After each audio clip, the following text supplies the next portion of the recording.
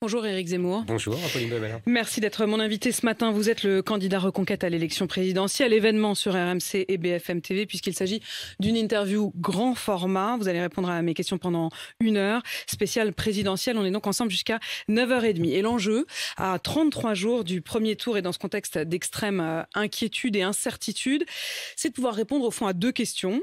1, est-ce que vous êtes en mesure de l'emporter? 2, est-ce que vous êtes fait et prêt pour ce job, pour le poste de président de la République? Je vais essayer de faire en sorte, en tout cas, que ceux qui nous écoutent et qui nous regardent y voient un peu plus clair. Éric Zemmour, c'est la première interview que vous accordez depuis que le président est officiellement candidat. Avec la guerre en Ukraine, il est évidemment en première ligne. Il est donné gagnant, c'est simple, dans tous les sondages. Quelle que soit la configuration, quel que soit l'adversaire. Est-ce que c'est plié? Vous me rajeunissez, chère Apolline de Malherbe. Quand j'étais jeune journaliste politique, j'ai connu cette situation lors de l'élection présidentielle de 1995. Et on disait la même chose, Balladur a gagné. On va enjamber l'élection, il n'y a pas besoin d'élection. Certains même disaient, il sera élu au premier tour. Et puis, vous savez, la suite, Balladur a été battu. Donc, je pense que rien n'est jamais plié et que le peuple français déteste qu'on lui dise que c'est plié, et il a bien raison. Les journalistes, les commentateurs, les conseillers communication du président Macron veulent absolument à toute force nous imposer cette idée et nous voler en vérité et la campagne électorale et l'élection.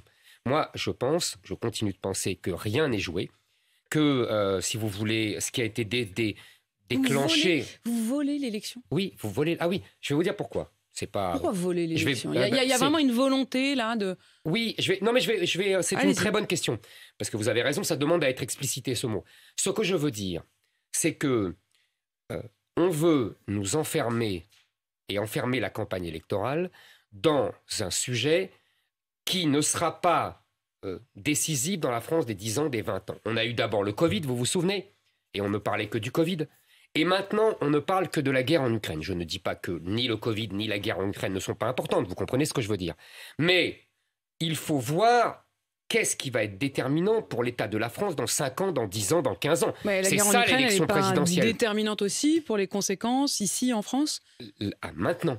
Le pouvoir d'achat, on va en parler, l'inflation, et puis géostratégiquement, on est en train de tout recomposer. Vous dire, s'il y a une troisième guerre mondiale, ça va avoir des conséquences importantes. Ça, c'est sûr. Ça, c'est sûr. Mais ce que je veux dire, c'est que moi, je continue de penser que notre destin sera défini par ce qui est en train de se passer en France depuis des années et que j'appelle le grand remplacement. C'est-à-dire le grand remplacement de population, le grand remplacement de civilisation. Et que ce thème-là, c'est en cela que je dis on veut nous voler l'élection. On veut nous voler le thème fondamental de l'élection. On vous vole le thème fondamental de l'élection que vous aviez en effet installé. On va y revenir dès le début de votre campagne. Mais enfin, malgré tout, je voudrais revenir sur ce contexte. On va y revenir aussi dans un instant sur ce que vous feriez si vous étiez président face à cette situation en Ukraine. Mais ça crée aussi une situation que Emmanuel Macron... dont il parle énormément, et aujourd'hui il dit je ne débattrai pas. Alors il ne dit pas qu'il ne débattra pas avec vous et avec les autres à cause de la situation géopolitique, il dit que c'est tout simplement parce qu'aucun de ses prédécesseurs en exercice, candidat à sa réélection, n'a jamais débattu avec les autres. Est-ce que vous comprenez ça? En tout cas, factuellement, c'est exact. Aucun de ses prédécesseurs n'a débattu au premier tour. Je ne vais pas le nier, ça serait idiot. Si je voulais être taquin, je lui dirais que il ne faut pas qu'il prenne l'exemple du général de Gaulle, parce que le général de Gaulle n'a même pas fait campagne avant le premier tour, et n'a même pas débattu, il n'y avait pas de débat à l'époque. Mais bon, c'est une taquinerie. Mais oui, très bien, qu'il ne débatte pas avant le premier tour. Moi, j'estime qu'il doit... C'est une façon un peu de se défiler, mais il a trouvé l'argument de dire les autres ne l'ont pas fait, etc. Très bien. De toute façon, je pense que les Français attendent le débat entre les 2 tours, entre lui et moi. Voilà. Donc, vous ne regrettez pas qu'il n'y ait pas de débat? Je regrette pas, si, je regrette qu'il n'y ait pas de débat. Vous savez, mais il n'y a pas que lui. Madame Le Pen refuse tout débat. Madame Pécresse, ça fait 3 mois, elle a fini par accepter un débat. Vous voyez, il n'y a pas que Macron qui ne veut pas de débattre. Mais bon, je fais avec. Mais ce que je veux vous dire, c'est que je pense que le débat fondamental sera le débat du second tour entre Emmanuel Macron et moi, car il opposera 2 visions de la société. Et si vous me permettez, puisque Emmanuel Macron vient de se déclarer candidat, j'ai lu sa lettre aux Français.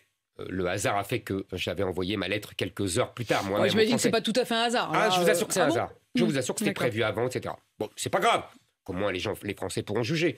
On n'est pas dans la rivalité de communication. Bon. Il y a une phrase qui m'a frappé dans le texte un peu ennuyeux.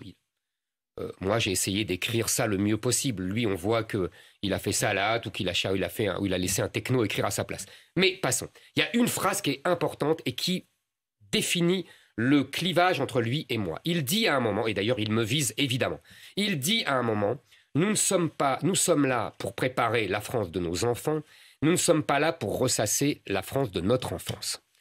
Phrase d'ailleurs qu'il a empruntée à Éric Woerth, monsieur de LR, un ancien ministre de Sarkozy, qui l'a rejoint. Mais sur le fond, le fond de cette phrase, qu'est-ce que ça veut dire cette phrase?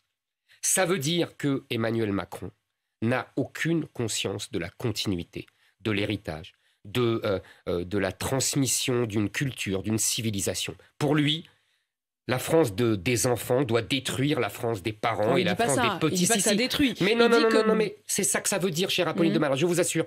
C'est ça, subliminalement, c'est ça que ça veut dire. Ça veut dire, c'est comme ça, vous savez, que vous le comprenez. En tout cas, c'est comme ça que je le comprends, et je pense que c'est comme ça qu'il veut le dire. Et c'est à vous qu'il s'adresse, c'est clair. Et c'est à vous qu'il s'adresse, c'est évident. Je vous remercie. Donc, je pense que l'opposition entre nous deux, elle est fondamentale. Moi, je suis le candidat de la France qui se transmet de génération en génération depuis 1000 ans. Et la France que nous voulons garder intacte. La France qui reste la France. Lui, il est pour une France nouvelle, comme dirait Madame Pécresse. Vous voyez, il parle le même langage. C'est-à-dire une France qui n'est plus la France. Une France qui est hors sol. Une France qui est avec des enclaves comme ça, islamisées, qui se répandent dans le pays. C'est ça la France de M. Macron. Et c'est ça, ma France. Et je pense que les Français attendent le match entre nous deux au second tour. On va regarder dans le détail d'ailleurs, et on aura le temps. À partir de 9h, je voudrais qu'on parle précisément du pouvoir d'achat et de la réalité aussi quotidienne, très tangible des Français, ce que vous leur proposez. Mais d'abord, parlons de ce conflit, cette guerre en Ukraine, 13e jour du conflit. Ma question, elle est très simple. Qu'est-ce que vous feriez de mieux qu'Emmanuel Macron ? Pas juste de différent, mais de mieux. Non, mais très bien. C'est une discussion un peu oiseuse, parce que on est obligé pour cela de voir ce qu'il n'a pas fait de bien avant. Parce qu'aujourd'hui, là, dans la situation aujourd'hui, c'est très difficile de faire autre chose. C'est pas ni mieux ni moins bien. Qu'est-ce qu'il fait ? Il a essayé, et c'est tout à fait louable, il a essayé d'empêcher la guerre, mais manifestement, Vladimir Poutine ne l'a pas écouté, ni entendu, ni considéré. Et maintenant, il est avec toutes les puissances occidentales pour sanctionner Poutine et pour essayer d'établir un rapport de force pour que Poutine arrête la guerre. Très bien, mais tout le monde aurait fait ça.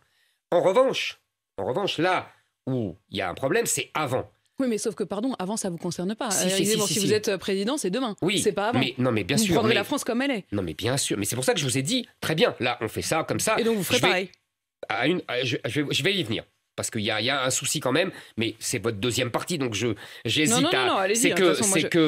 On voit bien qu'il faut faire très attention à ce que les sanctions que l'on inflige à Vladimir Poutine ne se retournent pas contre les Français. Macron, la question, c'est les sanctions vis-à-vis de Vladimir Poutine. Ne se retournent pas contre les Français. Et par exemple, avec l'augmentation des prix du gaz, les prix du pétrole, de l'essence, avec les sanctions contre les propres entreprises. Voilà, c'est pour ça que je vous dis, c'est un peu délicat. En revanche, pour le passé, et je vais très vite, je considère qu'Emmanuel Macron, comme d'ailleurs Mme Merkel, puisqu'elle était au pouvoir auparavant, comme les Américains, ont fait une grave erreur en maintenant l'idée que l'Ukraine pourrait éventuellement rentrer dans l'OTAN. Vous savez, la fameuse clause de la porte ouverte qui était inscrite et que les Américains et les Français et les Allemands soumis aux Américains n'ont jamais voulu supprimer et qui est, je pense, l'origine de cette guerre. Et donc, à partir de là... Vous rendez responsable davantage quand même l'Union européenne que Vladimir Poutine ? Vous savez, celui qui décide la guerre, il est le responsable et le coupable. Celui qui... vous savez, c'est le mot de Clémenceau. On pourra tout dire sur les causes de la guerre de 14, mais on ne pourra jamais dire que c'est la Belgique qui envahit l'Allemagne. Quand vous voyez que l'Union européenne Poutine qui a envahi l'Ukraine. Quand vous voyez que l'Union européenne lance depuis hier soir l'examen des candidatures de l'Ukraine, sans prédire ce qui va en ressortir, mais en tout cas lance officiellement l'examen des candidatures de l'Ukraine, de la Géorgie et de la Moldavie pour l'Union européenne, vous considérez que c'est une erreur ? Oui, je considère que c'est une erreur. D'abord, c'est largement de la communication. tout simplement parce que tout le monde sait qu'il faut des années et des années, voire 10 ans, pour faire rentrer un pays dans l'Union européenne, qu'il faut qu'ils aient intégré l'acquis, ce qu'on appelle l'acquis communautaire. Ça prend des années, surtout pour une société comme l'Ukraine, une société assez pauvre et très corrompue, une société politique très corrompue. Et troisièmement, surtout, c'est très dangereux. Pourquoi ? Parce que dans les traités européens, il y a une clause de défense entre les pays de l'Union européenne qui est rattachée, c'est là où ça devient grave, rattachée à l'OTAN. C'est-à-dire que rentrer dans l'Union européenne n'est pas rentrer obligatoirement dans l'OTAN, puisqu'il y a des pays comme la Suède ou l'Autriche qui sont neutres, mais il y a un lien avec l'OTAN. Et donc, c'est une manière de déguiser, de faire rentrer l'Ukraine dans l'OTAN pour vous ? Exactement. Et c'est une manière de faire monter encore l'escalade. Donc on devrait dire aujourd'hui clairement non, l'Ukraine qui nous appelle à l'aide et qui dit je voudrais une démarche express pour rentrer dans l'Union européenne, il faut dire non. D'abord, la Commission européenne n'a pas compétence pour décider qui rentre dans l'OTAN ou pas. Mais Madame von der Leyen, manifestement, a décidé de s'asseoir sur tous les traités et toutes les compétences qu'elle a ou qu'elle n'a pas. Mais surtout, c'est un acte de guerre vis-à-vis de la Russie et c'est encore faire monter l'escalade. Moi, je pense aujourd'hui qu'il faut faire descendre le conflit et essayer de ramener tout le monde autour de la table et des pourparlers de paix. Vous évoquiez à l'instant l'OTAN. Est-ce que dans le contexte dans lequel on est aujourd'hui, vous souhaitez toujours faire sortir la France du commandement intégré ? Oui, parce que tout simplement... D'abord, vous le savez, mais il faut le répéter, faire sortir la France du commandement militaire intégré, ce n'est pas faire sortir la France de l'OTAN, du traité. Nous aurons toujours des alliés. Nous avons toujours eu des alliés depuis 1000 ans. Le général de Gaulle, quand il fait sortir la France du commandement militaire intégré en 1966, immédiatement fait un accord spécial avec les États-Unis pour redéfinir les conditions de notre alliance.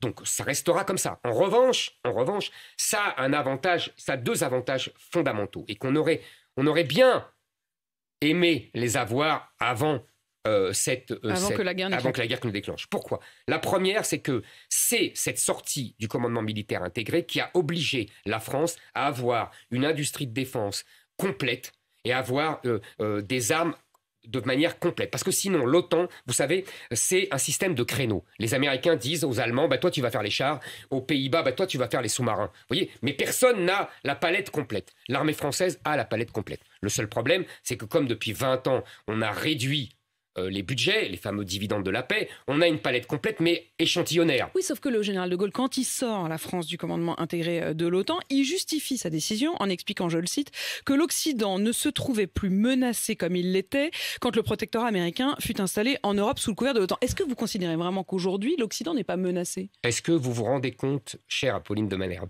que le général de Gaulle a dit ça en 1966 alors qu'il y a encore l'URSS et le pacte de Varsovie. Oui, mais il y avait une stabilité. C'est l'incertitude. Qu'il y a eu 4 ans plus tôt une menace de guerre nucléaire à cause de Cuba. Donc la France était menacée en 1966 beaucoup plus qu'aujourd'hui. Il y avait le pacte de Varsovie face à l'OTAN. Il y avait des milliers de chars. Mais 1000 fois plus. 1000 fois plus. Mais 1000 fois plus. Mais Éric Zemmour, quand je pose la question hier, exactement à ce même micro, à Bruno Le Maire, sur l'éventualité d'une 3e guerre mondiale, il dit « Personne aujourd'hui, et je voudrais le citer précisément, personne ne peut exclure quelque scénario que ce soit. » Ah oui, surtout, il a raison, surtout quand lui-même met de l'huile sur le feu en déclarant la guerre économique totale à la Russie. Vous comprenez, à l'époque... Vous parlez du moment où il a parlé d'une guerre économique totale. Hein ? Ben oui, parce que vous comprenez. Et d'ailleurs, ça commence à être mis en place, puisque on a pris une décision très grave. Je ne sais pas si vos téléspectateurs le savent, c'est qu'on a gelé les avoirs de la banque centrale russe dans les banques occidentales et dans les banques centrales occidentales. Ça veut dire que nous avons privé les Russes de leur argent. C'est une déclaration de guerre qui peut aller très loin. Vous savez, moi... Donc vous estimez que c'est nous qui provoquons en quelque sorte la guerre ? Non. Je ne vais pas redire que c'est Poutine qui a déclaré la guerre et qui a attaqué l'Ukraine. Bon, je l'ai dit. Et que je condamne évidemment cette attaque. Mais ce que je dis, c'est qu'aujourd'hui, on a le choix entre faire monter les risques de guerre et après venir s'en plaindre, être un belliciste, être un va-t-en-guerre et au contraire essayer d'apaiser. Moi, je veux la paix. Je veux protéger les Français de cette folle escalade. Vous savez, je connais un peu l'histoire de la Russie en lien avec la France. Je sais que les Russes sont capables de tout quand ils sont en guerre. Je répète ce que j'ai déjà dit, c'est que quand Napoléon les bat à côté de Moscou et qu'il prend leur capitale, il brûle leur capitale pour ne pas la laisser aux troupes françaises. Ce sont les seuls à avoir fait ça dans l'histoire de l'Europe. Ils ont brûlé leur capitale. Ils sont capables de tout. Ce sont des Russes. Et donc, Vladimir Poutine est un Russe. Et donc moi, ce que je veux, c'est la paix. Et si vous voulez, comme je dis toujours, on ne va pas déménager la Russie. Vous voyez, donc on ne va pas. La Russie est en Europe, il faut apprendre à vivre avec, et donc pour cela retrouver au plus vite un état normal des relations et arrêter cette folle escalade de guerre qui effectivement peut mener à tout. Éric Zemmour, votre cœur de campagne, et vous le disiez au début de cette interview, c'était d'avoir imposé le thème de l'islamisation et du grand remplacement. Clairement, ça a été imposé à l'automne et tous les autres candidats ou candidats en puissance tournaient autour de cette question. Est-ce que ce sujet, au fond, n'est pas devenu périphérique? On va y venir dans un instant, mais d'abord sur la question d'une conséquence immédiate de cette guerre, c'est la question de l'immigration ukrainienne. 1,5 million d'Ukrainiens qui ont déjà fui les combats et sans doute 2 millions ce soir. C'est le chiffre qui est avancé par l'ONU, majoritairement, certes, en Pologne. J'ai pas très bien compris votre position. On les accueille ou on les accueille pas? Alors, peut-être que c'est de ma faute, peut-être que je me suis mal expliqué. Je vais essayer de mieux l'expliquer. Vous me direz. Moi, je pars des volontés des Ukrainiens. Et en l'occurrence, des Ukrainiennes et de leurs enfants, puisque les hommes combattent. Ils sont interdits de sortie du territoire par le gouvernement ukrainien. Ils se battent contre les troupes russes. Les moins de 60 ans. Donc ce sont les femmes et les enfants. Et qu'est-ce qu'elles veulent? J'ai vu les reportages des journalistes, des reporters là-bas. Qu'est-ce qu'ils disent? Ils disent les Ukrainiennes et leurs enfants veulent rester à côté de leur père, de leur mari, de leur fils. Et pour cela, et c'est pour ça qu'elles vont en Pologne, elles veulent rester à côté pour pouvoir revenir au plus vite. Donc, moi, elles vont en Pologne surtout parce que c'est le premier pays dans lequel elles arrivent, quoi. Non. Elles veulent rester en Pologne. Elles veulent être à côté de leur mari, de leur père, de leur fils. Donc, il faut effectivement aider les Polonais à accueillir ces populations ukrainiennes qui veulent rester. Et pour cela, il faut les aider financièrement, il faut les aider médicalement, il faut les aider en supprimant les sanctions qu'a infligées l'Union européenne depuis quelques mois à la Pologne. Là, il faut rappeler que l'Union européenne a sanctionné la Pologne. Il y a un contentieux sur le droit et l'application du droit européen en Pologne. On est d'accord. Donc il faut supprimer ces sanctions que moi j'ai toujours trouvé injustes. Mais c'est je vous l'accorde que c'est un autre sujet. Vous avez été plus loin. Vous avez quand même dit je préfère qu'ils restent en Pologne. Oui, c'est pas juste pour leur faire plaisir. C'est pas juste parce que ça. C'est aussi parce que franchement bon débarras. Il y a quand même quelque chose comme ça qu'on a entendu dans vos mots. Non, Apolline de Malherbe. Ce n'est pas bon débarras. C'est que je pense que si vous voulez. Je répète, les Ukrainiens veulent aller en Pologne et veulent aller dans les pays mitoyens. Nous, par exemple, s'il y avait la guerre en Italie, je serais le premier à vous dire il faut recevoir les Italiens, car ce sont les plus proches. Maintenant, effectivement, je pense que l'immigration a désorganisé la France, a affaibli la France, a appauvri la France. Donc, je ne veux pas aggraver cette situation. Maintenant, je sais que l'immigration, que les Ukrainiens sont un peuple européen, chrétien, et qui donc est beaucoup plus proche de notre peuple français que les vagues migratoires des pays arabo-musulmans ou moyen-orientaux. Je le sais très bien. Donc je sais très bien qu'il poserait moins de problèmes en termes d'assimilation, d'acculturation, etc. Je le sais. Il y a quand même deux choses dans ce que vous dites là. Il y a la question de les Ukrainiens ne veulent pas venir, mais bon, s'il y en a qui viennent, est-ce qu'on les accueillera? Alors, je pose la question. Vous dites qu'ils restent en Pologne. Oui. Bon, mais enfin, il y en a quand même un certain nombre qui vont vouloir venir ici. Qu'est-ce que vous leur dites? Ce que je dis, c'est s'ils ont des attaches avec la France, s'ils ont de la famille en France, et les Ukrainiens, il y en a peu. Il y a 17 000 Ukrainiens en France. Bon, vous voyez, il y en a très peu. Donc, s'ils veulent venir en France, s'il y a des maires, j'ai vu que des maires même qui me soutiennent, qui organisent un accueil dans des conditions humaines, nous leur donnerons des visas, comme font les Anglais. Mais donc ceux qui le souhaitent pourront venir. Voilà, ce que je ne veux pas, c'est qu'il y ait un tsunami fondé sur l'émotion, comme il y a eu pour le petit Elan. Et on a eu 1 million, voire plus, d'immigrés syriens qui étaient en plus avec d'innombrables Algériens, Marocains, Africains qui se... Mais ça veut dire quoi ça veut dire en fait, y aller carrément franco. Il y a une immigration blanche chrétienne, vous dites OK. Une immigration arabe musulmane, vous dites non. Absolument. Clairement. Clairement. Je dis l'immigration... La souffrance est la même. Hein. Ah mais tout à fait. Et l'humanité est la même. Et tout est la même chose. Nous sommes tous des êtres humains. Ce que je dis après, c'est comment on les assimile, est-ce qu'il y a des gens proches de nous, est-ce qu'il y a des gens éloignés de nous. Nous avons démontré aujourd'hui, tout le monde l'a compris, que l'immigration arabo-musulmane est trop éloignée de nous et que c'est de plus en plus difficile de les acculturer et de les assimiler. Donc effectivement, nous sommes plus proches des Européens chrétiens. Éric Zemmour, vous restez avec moi. Cette interview grand format. On se retrouve juste après une pause. Je voudrais qu'on parle aussi des conséquences en France, la question des prix. Est-ce qu'il faut que les Français fassent des efforts, consomment moins d'énergie? Est-ce que vous leur demanderez ces efforts? Et puis on reviendra aussi sur votre campagne, vos alliances. Les alliances avec le reste de la droite sont-elles encore possibles? Toutes ces questions dans un instant. À tout de suite.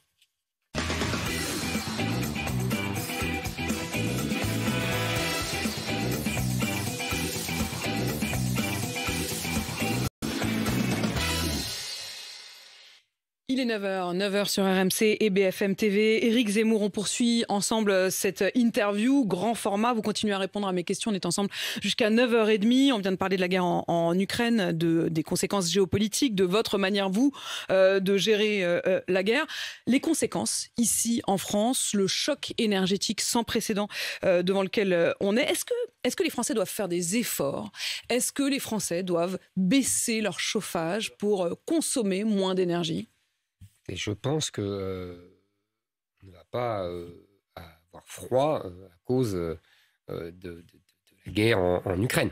Je pense qu'il faut au contraire que le gouvernement prenne des mesures, d'abord d'urgence, et puis, je vais y venir, et puis, si vous me permettez, on va étudier à quel point il a désarmé les Français. Mais si je vous pose cette question, elle ne sort pas juste de ma tête. Hein. C'est la patronne d'Engie qui hier appelle les Français à baisser d'un degré leur chauffage. On va voir pourquoi elle dit ça et on va voir d'où ça vient. Mais vous dites en tout cas aujourd'hui, non, pas question. Pour l'instant, pas question. Et ce qu'il faut... Alors je dis mesure d'urgence d'abord. Mesure d'urgence, j'avais anticipé quelque peu. J'avais dit, vous vous souvenez, depuis plusieurs mois, que dans une de mes mesures en faveur du pouvoir d'achat des Français, je proposais, dans une mesure d'équité par rapport à ceux qui prennent les transports en commun, vous savez, ils ont le droit à un remboursement par leur employeur de la moitié de leur passe Navigo. Vous vouliez que l'employeur prenne en charge une partie des trajets... kilométriques, comme on dit. Voilà, du prix de l'essence, enfin des dépenses d'essence des salariés. Il y a 18 millions de Français qui vont en voiture pour leur travail. C'est pas pour leur loisir. Bon.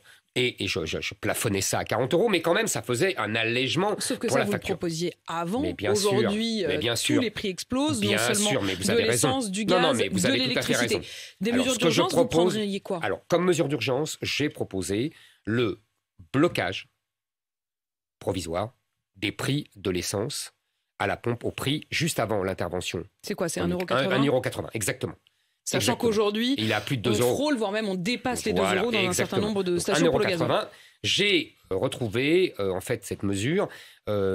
Pierre Bérégovoy l'avait fait en 1991. Vous savez, au moment de la première guerre du Golfe, il était ministre des Finances et il avait bloqué pendant 5 semaines. Et vous le faites là, pendant 5 semaines? Par exemple. Parce que, pour tous les carburants? Absolument. C'est une mesure provisoire. La définition du provisoire, c'est qu'elle ne dure pas. Mais bon, je pense que ça, c'est une mesure vraiment qui peut protéger utilement les automobilistes. Sur le prix du gaz, le gouvernement a déjà bloqué les prix. Il prolonge encore, et c'est ce qu'annonçait à ce même micro Bruno Le Maire hier, ils prolongeront ce blocage des prix jusqu'à la fin de l'année. Il estime le coût de la mesure à plus de 10 milliards d'euros. On va peut-être même arriver à 20 milliards, à 17 ou 20 milliards d'euros. Vous auriez fait la même chose? Là, mais oui, je vous dis, il faut bloquer. Oui, il faut bloquer. Vous arrivez à l'Élysée, vous prolongez. C'est pour cela, vous avez bien compris qu'il faut vite, on en revient à notre discussion de tout à l'heure, il faut vite se mettre autour d'une table et arrêter tout cela. Mais, si vous me permettez, je voudrais revenir à pourquoi on en est là.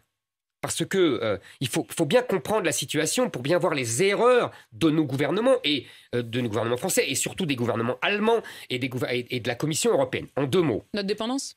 Qu'est-ce qui s'est passé? Aujourd'hui, les Allemands consomment 60% de leur gaz. 55% pour être très précis. Et nous, c'est 17%. Et nous, c'est ce que j'allais vous dire, 20%. Donc on s'en sort pas si mal. Mais oui, pourquoi on s'en sort pas si mal? Pourquoi on s'en sort pas si mal? Parce que nous avons eu à la tête de l'État, il y a 50 ans, il y a 60 ans, Charles de Gaulle, Georges Pompidou, Valéry Giscard d'Estaing, qui ont établi un parc nucléaire, de 58 réacteurs nucléaires. Mais que M. Hollande et que M. Macron ont laissé en déshérence. M. Macron a fermé Fessenheim. J'ai visité les centrales de Fessenheim. C'est là, vous savez, la plus vieille centrale. C'était l'une des promesses de campagne de François Hollande. François Hollande ne l'a jamais fait, mais Emmanuel Macron l'a fait. Exactement. Pour en plus des accords électoraux avec les Verts. Je suis allé à Fessenheim. C'est la plus vieille centrale nucléaire de France, mais à l'intérieur, c'est la plus moderne. Tout est neuf. Tout est flambant neuf, Apolline de Malherbe. Ça vous déchire le cœur. C'est quelque chose d'incroyable. Et si Emmanuel Macron avait daigné visiter, il n'aurait pas pris cette décision. Vous rouvririez Fessenheim? Oui, si c'est possible. Parce que vous savez, on a déjà déménagé. Trop longtemps. Voilà, on a déjà déménagé. Mais oui, je ferai une étude immédiatement. Et je rouvrirai Fessenheim. Et je lancerai, je l'avais dit avant cette crise, la création de 14 centrales nucléaires. Je vois que maintenant, M. Macron, après avoir laissé l'énergie nucléaire pendant 5 ans au profit des éoliennes, etc., dit la même chose que moi. Et attendez, je continue, parce que c'est important. C'est important. Deuxième erreur, les éoliennes, justement.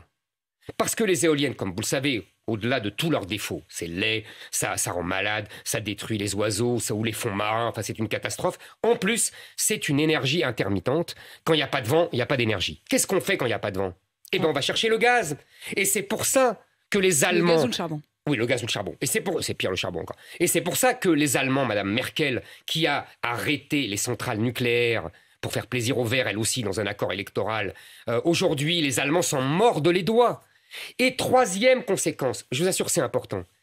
Pourquoi le prix de l'électricité augmente autant alors que nous avons une énergie, nous, nationale?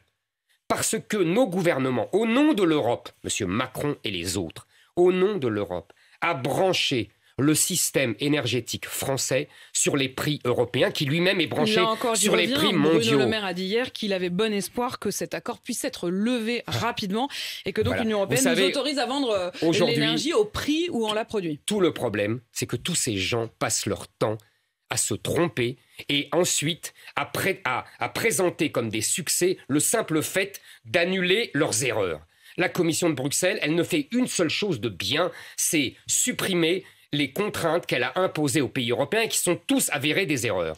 Je veux dire, ça commence à bien faire. Ces gens qui donnent des leçons de compétences en permanence se trompent tout le temps. Pour redonner du pouvoir d'achat aux Français, Emmanuel Macron le dit hier, il veut autoriser à ce qu'on puisse tripler ce qu'on a appelé la prime Macron. Au départ, c'était 1 000 €. Il veut autoriser donc les patrons, puisque c'est à la discrétion des patrons, à donner jusqu'à 3 000 € de primes défiscalisées et sans charge sociale. Vous en êtes à peu près à la même proposition. Ça ne vous rappelle rien, ma chère Apolline de Malherbe. Mais pour vous pourriez vous dire, au fond, je l'ai inspiré, non? Mais c'est même mieux que ça. Monsieur Macron, hier, a donné 2 premières mesures. Les 2 premières sont puisées dans mon programme. La suppression de la redevance télé. Pas avec tout à fait les mêmes conséquences. Vous voulez supprimer la redevance, mais vous voulez aussi supprimer tout ce qui est information publique. Privatisé. Moi, je suis cohérent. La redevance, elle finance quoi? Elle finance le service public. Lui, il va encore prendre de l'argent dans la dette et dans le déficit budgétaire. Moi, je suis cohérent. Je supprime une taxe pour les Français, mais je supprime aussi le coût qui finance que cette taxe finance. Bon. Deuxième mesure qu'il me prend, c'est cette prime dont vous parlez. C'est intéressant, ça prouve que d'abord, il s'intéresse à mon programme. C'était quand même son idée au départ. C'est pas par hasard qu'on appelle ça la prime Macron. Chère Apolline de Malherbe, vous avez raison, c'est son idée au départ. Mais son idée qui était plafonné à 1 000 € et surtout, pour moi, le plus important, c'est pas ça.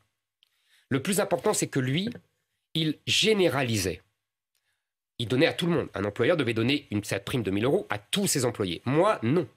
Moi, je suis pour le mérite. C'est une question philosophique. C'est comme notre discussion sur les enfants tout à l'heure. Vous voyez, c'est une question philosophique. Je suis pour le mérite, l'effort, et je veux que les travailleurs méritants soient récompensés plus que les autres. Ça veut dire qu'il y en aurait qui seraient presque punis, quoi? Non, il y en aurait qui seraient privilégiés. Mais parce qu'ils ont mieux travaillé. C'est qui les plus méritants? Comment vous décidez de ça? C'est marrant. Écoutez, vous m'accordez que Mbappé est meilleur que la plupart des footballeurs du Paris Saint-Germain. Je vous assure qu'il gagne plus que les autres footballeurs du Paris Saint-Germain. C'est la même logique. Mais c'est la logique de la vie. C'est pas aussi une question des plus modestes? En l'occurrence, il y a des travailleurs extrêmement méritants et qui gagnent très peu. Mais vous avez raison, mais dans ce cas-là, il y a d'autres mesures pour eux. J'ai prévu une baisse de la CSG pour tous les salaires inférieurs à 2 000 euros, qui va leur permettre d'avoir une augmentation de salaire de 100 euros. Vous avez raison, il ne faut pas les oublier. Mais vous voyez, il y a plusieurs choses. Je voudrais qu'on puisse parler de votre campagne. On va parler dans un instant du ralliement de Marion Maréchal qui vous a rejoint ce week-end. Mais justement, elle vous a rejoint au moment du meeting de Toulon. Il y a quand même une image qui nous a beaucoup frappé quand on la regarde à la télévision. C'était d'ailleurs des images qui lui étaient fournies par votre équipe. Donc, on y voit un militant qui a fait ostensiblement le salut nazi face à la caméra. Ostensiblement. Comment vous réagissez ? Il n'a pas sa place dans nos meetings. Mais franchement, Apolline de Malherbe, je ne sais pas si vous avez vu les images. Il est dommage que vos téléspectateurs ne les aient pas vues pour des raisons de temps de parole. Le temps de parole et l'égalité du temps de parole. Je ne vous incrimine pas du tout. Et la preuve en est, vous exprimez ce matin. Mais je vous incrimine pas pas dire du que tout. vous vous exprimez je veux pas. dire, de toute façon, il y a eu près d'1 million de personnes qui l'ont regardé sur ma chaîne YouTube. Donc vous voyez, ce que je veux dire, c'est que vous vous attachez à un détail, à un imbécile qui, je le répète, n'a pas sa place dans mes meetings, alors qu'il y avait un enthousiasme magnifique. Il y avait, attendez, il y avait des drapeaux français partout. Il y avait une ferveur, Apolline de Malherbe. Qu'est-ce que ça vous fait à vous d'attirer des gens qui, comme cela, font ostensiblement le salut nazi. Je n'attire rien. Vous savez, on n'est pas à l'abri d'une provocation. Il est venu. On n'est pas à l'abri, mais tout le monde peut venir. C'est gratuit, mes meetings. Tout le monde peut venir, il suffit de s'inscrire. Vous vous dites pas à un moment, quand même, j'attire des gens qui font le salut nazi. Non, Apolline de Malherbe, je n'attire pas. Non, en plus, je vous le répète, moi, je suis de confession juive. Donc, un nazi qui rejoint Éric Zemmour, c'est le type, il a le cerveau à l'envers. Parce qu'il n'a rien compris. Il n'a pas compris ce que c'était que le nazisme et il n'a pas compris ce que j'étais. Donc, si vous voulez, là, il faut qu'il aille se faire soigner tranquillement. Je suis désolé de vous le dire, mais ça me paraît une évidence. Donc, non, je n'attire pas. Moi, j'attire des patriotes français. Il faut cesser de nazifier les patriotes français. Ce n'est pas être nazi. C'est quand même lui qui se nazifie tout seul. Bien sûr. Ce n'est pas être nazi que de vouloir défendre son peuple, son pays, ce n'est pas être nazi que de vouloir que la France reste la France. Au contraire, c'est la France est le pays le plus généreux, le plus accueillant du monde, jusqu'à d'ailleurs se mettre en danger. Donc il faut arrêter avec cet opprobre facile, généreux et vraiment inutile. Marion Maréchal, qui vous a donc rejoint officiellement ce week-end, qu'est-ce qu'elle vous apporte ? Ce qu'elle m'apporte, d'abord... Écoutez, c'est une amie de longue date. D'abord son amitié, son intelligence, sa combativité, son charme, si vous voulez, le fait qu'elle soit une espérance politique depuis des années pour des électeurs de droite et du Rassemblement national, de LR et du Rassemblement national. Si vous voulez, elle incarne parfaitement ce que je veux faire dans cette campagne, c'est-à-dire l'union des droites, pour sauver la France. Je pense que, si vous voulez, je le dis depuis des années et je le concrétise dans cette campagne, il nous faut sortir du schéma maléfique mis en œuvre par François Mitterrand il y a 40 ans, c'est-à-dire la séparation des électorats du Rassemblement Front National jadis et de LR qu'on appelait le RPR et l'UDF avant. Il n'y a pas d'un côté les gens de la droite dite républicaine, c'est la gauche qui détermine qui est républicain et qui ne l'est pas. Moi, je me moque, vous voyez, des médailles accordées par la gauche. Et il n'y a pas de l'autre des sous-hommes, des parias, des électeurs qui ne seraient pas moins français ou moins patriotes. Donc nous devons être ensemble. Et je suis le seul, vous m'entendez, le seul à pouvoir faire ce rassemblement de droite. C'est ça qu'incarne Marion Maréchal. J'allais encore vous interroger sur Marion Maréchal, mais je ne comprends pas cette phrase. Quand vous dites « je suis le seul à pouvoir faire ce rassemblement », il suffit de regarder les sondages. Alors, je sais bien que vous ne regardez pas tous les sondages, mais enfin là... je regarde tous les sondages. Non, même ceux qui me sont défavorables, je les regarde. Quel qu'il soit, c'est simple. Oui. Vous êtes de Marine Le Pen, Valérie Pécresse et vous, celui qui donne le plus gros score à Emmanuel Macron au second tour. Oui. Franchement, Apolline de Malherbe, entre perdre à 42% et perdre à 39%, vous voyez la différence, vous ? Pardon, vous dites que vous allez rassembler. C'est l'inverse, vous réduisez. Non, je vais vous répondre. Marine Le Pen rassemble davantage que vous. Au second tour, je vais vous répondre, Apolline de Malherbe. Je donne juste les chiffres. Face à elle, au second tour, Emmanuel Macron ferait 56% des voix. Face à Valérie Pécresse, il ferait 61%, et face à vous, 64%. Ça dépend les sondages et peu importe. Les sondages de second tour ne veulent rien dire. Les sondages de second tour ne veulent rien dire. En novembre 80, Valéry Giscard d'Estaing était donné à 60% contre 40% à Mitterrand. En février 2012, chère Apolline de Malherbe, en février 2012, Nicolas Sarkozy était donné à 40% contre 60%. Il a fini à 48,5%. Ça ne veut rien dire. Mais je vais répondre sur le fond. Si vous regardez justement les sondages et les études d'opinion de façon plus fine, qu'est-ce qu'on regarde? On voit, vous savez, les transferts de vote. Et on voit que dans l'électorat de Marine Le Pen, il y a les anciens électeurs de Marine Le Pen, et encore réduits à 60%. Dans l'électorat de Valérie Pécresse, il y a les anciens électeurs de François Fillon, mais réduits à 50%. Parce que une moitié est partie chez Emmanuel Macron et une autre moitié chez moi. Quand vous voyez mon électorat, vous avez 30% d'électeurs de Marine Le Pen en 2017 et 25% d'électeurs de François Fillon en 2017. Vous me perdez. Ah non, excusez-moi, je ne vous perds pas. En clair, il y a des électeurs du RN et des électeurs de LR qui votent pour moi. Il n'y a pas d'électeurs de LR qui votent pour Marine Le Pen. Il n'y a pas d'électeurs de RN qui votent pour Valérie Pécresse. Donc vous voyez bien que je suis à la confluence des deux et que c'est moi qui peux rassembler. Alors évidemment, ça monte. Au début, c'était 5%. Il y avait la moitié de RN, la moitié de LR. Aujourd'hui, c'est 15%. Et demain, ça va être 20, 25, etc. Ces 15%, ça, c'est quand ça vous arrange. Parce que la réalité, quand même, c'est que ces derniers temps, la cote de popularité ou d'intention de vote d'Emmanuel Macron explose et la vôtre chute. Mais comme tout le monde, comme Madame Pires, voilà, c'est Emmanuel Macron qui prend, parce qu'il y a la guerre, mais ça ne va pas durer. Les gens vont se rendre compte qu'on est dans une élection présidentielle française et qu'il y a des enjeux pour la France et que j'incarne cet enjeu majeur pour la France, dont je l'ai déjà dit, pour que la France reste la France. Donc oui, je suis le seul à rassembler les droites, parce que je le veux, ce que Mme Pécresse ne veut pas, et parce que je le peux, ce que Mme Le Pen ne peut pas. Vous pourrez demain vous réconcilier avec une Marine Le Pen ? Mais vous savez, il y a évidemment que quand je serai au second tour, tous ceux qui appelleront à voter pour moi seront bien accueillis. Il y a pas, vous savez, c'est ça la politique. On est rivaux, on est adversaires, on pense qu'on a le meilleur projet, qu'on est la meilleure personne pour incarner cette politique, et après, on voit qui est avec vous et qui n'est pas avec vous. Valérie Pécresse, Madame 20h02, appellera à voter Emmanuel Macron, comme d'ailleurs la plupart des gens qui étaient autour d'elle. Maintenant, vous voyez, c'est une hécatombe. Tout le monde part chez Emmanuel Macron autour d'elle. On voit bien ce qu'il en est entre elle et Macron. Et Madame Le Pen, si elle me rallie, elle me rejoint au second tour, évidemment qu'il n'y aura pas. Vous avez dit de Marion Maréchal qu'elle vous apportait aussi son charme. C'est la journée de la femme, des droits des femmes aujourd'hui. Vous avez déclaré hier soir sur LCI, quand il y a un excès de valeurs féminines, il y a une faiblesse de la société. Est-ce que vous pouvez développer ? C'est très simple. Ce que j'ai voulu dire, c'est qu'on attribue en général, les sociologues, les ethnologues, les anthropologues, que la société s'est organisée autour de valeurs qu'on attribue aux hommes, de valeurs masculines et de valeurs féminines.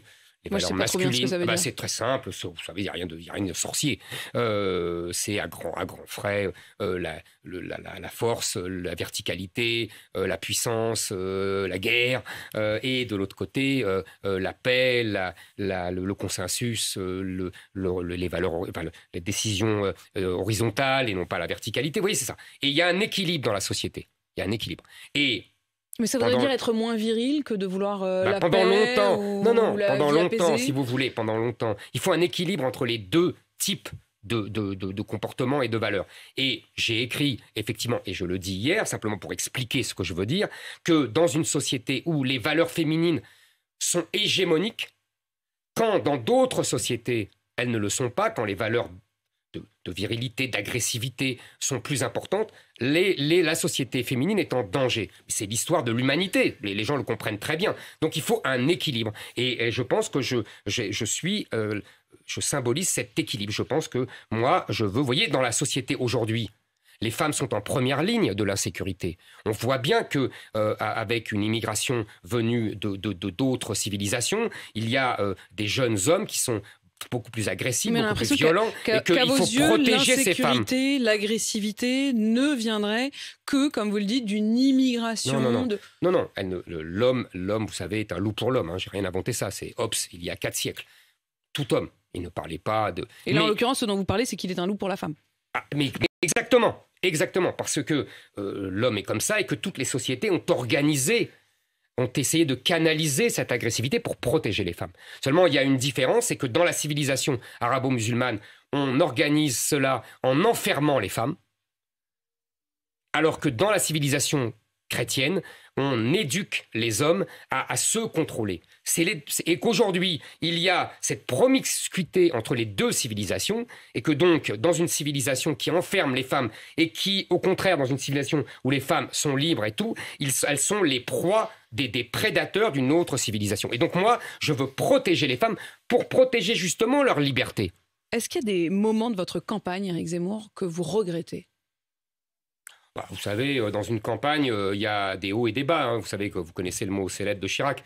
Il faut mépriser les hauts et repriser les bas. Qu'est-ce que vous voulez que je vous dise ? Oui, il y a des moments moins bons. Il y a des moments où on est moins bon. Non, mais est-ce que vous estimez avoir fait des erreurs, avoir dit des erreurs ? Il y a quand même ce moment, je l'ai réécouté hier, où vous étiez devant le Bataclan pour le triste anniversaire des attentats, et où vous avez dit à propos de François Hollande qu'il portait une part de décision criminelle. Vous ne regrettez pas d'avoir dit ça ? Non, je ne regrette pas. Non. Je pense effectivement qu'en ouvrant les frontières, d'ailleurs Mme Merkel est aussi la première responsable, puisque c'est elle qui a ouvert les frontières de l'Allemagne, et donc oui, il y avait, mais tout le monde le sait, les terroristes sont passés par ces frontières-là et par cette voie-là. Et ils ont profité de l'ouverture des frontières aux migrants venus du Moyen-Orient, de Syrie, mais aussi d'Algérie, etc. Vous le rediriez ? En tout cas, c'est un fait. Une responsabilité criminelle. Mais c'est un fait. Vous le rediriez, vous rediriez ces mots. Mais je vous assure que c'est un fait. Il est responsable et il le sait très bien. Voilà, ce n'est pas de moi, ce n'est pas à moi de ne... Aucun autre regret ? Aucun regret donc, puisque celui-là, ça n'est pas un regret. Si vous voulez, on est plus ou moins... je ne suis pas sûr que mon doigt d'honneur à Marseille ait été du meilleur goût. Mais qu'est-ce que vous voulez ? J'étais énervé, j'avais été harcelé par les antifas toute la journée. On fait des erreurs, on fait tous des erreurs, on s'énerve. Bon, c'est la vie, on n'est pas fait de bois. Et il reste 33 jours en tout cas pour faire cette campagne, mener cette campagne avant le premier tour. Merci d'avoir répondu à cette interview, grand format, événement sur RMC et BFM TV, puisque vous avez répondu à mes questions pendant 1 heure. Il est 9h22. Merci à vous.